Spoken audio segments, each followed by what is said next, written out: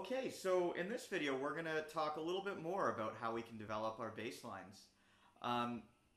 In the last video we talked about the idea that we could use the root, third, and fifth of each of our basic chords to start to build a bass line. So what we're going to do now is look at another note we can use on each chord that we can continue to use to add more notes to our bass line. And as I mentioned earlier, everything is still going to be in the same group of notes from the B flat scale that we looked at right at the beginning, and everything's going to stay right here in first position. So if we can recap just on the B flat chord, we remembered that our root of our one chord, the B flat, was the root, the first note of the triad of the chord. The open D was the third, and the F on the D string was the fifth, and those were the notes we were using to build our basic line out of.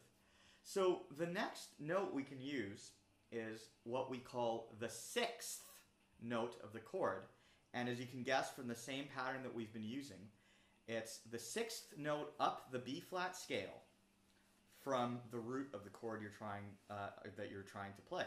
So in our B flat chord, our sixth would be 1, 2, 3, 4, 5, 6, would be open G. So if we use all the notes that we've learned that fit into our bass line pattern, we have our root, which is a B flat, our third is the D, the fifth is the F, and the sixth is the G. So now we have a four-note pattern that fits very nicely into the idea of playing a walking bass line in 4/4. So now what I'm going to really quickly do is go over the other chords and talk about how we can apply the same formula. We'll look at the 5 chord now, our F chord. So to recap, we had F, A, C as our root, third, and fifth. So if we count up 6 notes from the scale from F, we get 1, 2, 3, 4, 5, 6. Open D, that's our 6th note of the B flat scale from F. So that's what's going to fit into our pattern. So our F pattern is going to look like this: F, A, C, D. And so basically we now have a nice little pattern that fits on that as well. Now let's take a look at our 4 chord, our E flat. And we've run into a bit of a problem because, as we can see, we go 1, 3, 5, E flat, G, B flat. And if we want to get the 6th, we're actually going to have to move out of first position to the C here that's on the 5th fret of the G string. So what I'm going to do for now is we're going to just keep the E flat as it is from B4, which is 1, 1, 3, 5, 3.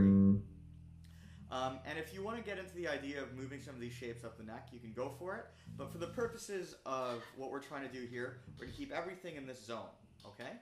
So those are our basic shapes. And our 4 chord, our E flat, stays pretty much the same. So if we take a look, what we can also do now is take a look and see how we can fit this pattern in. So into a phrase, into a bass line. So if we take a look at our 1 chord, we can go 1, 3, 5, 6. We can go back to 1, 3, 5, 6.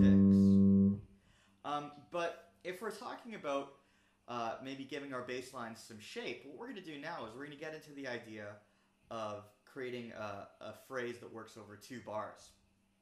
And if you take a look at the tune, most of the chords, almost all of them, happen 2 bars at a time. So what we're going to do now is come up with another shape, and then what I'll do is I'll do a short demonstration of how that shape is going to look in the next video. So what we're going to do is go 1, 3, 5, 6, octave. So if you remember, that's a B flat and that's a B flat.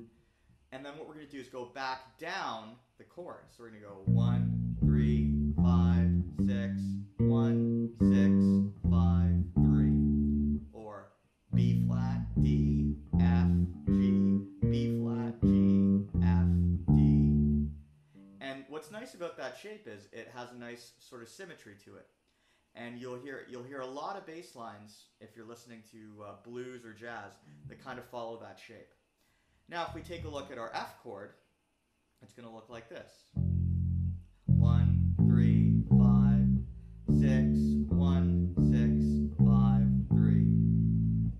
And so those are our basic patterns. And then our E flat chord, we'll just stick to, for now, 1, 3, 5, 3, 1.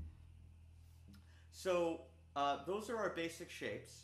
So what I would suggest doing is taking a minute. You could rewind and take a look at how those shapes work, and just practice on the B flat chord and the F chord, figuring out those that up and down pattern.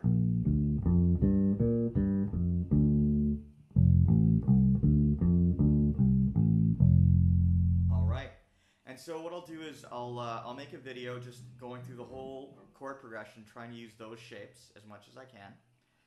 And then we'll have one more video where we talk about the last kind of note that we're going to be using to construct our bass lines. Okay.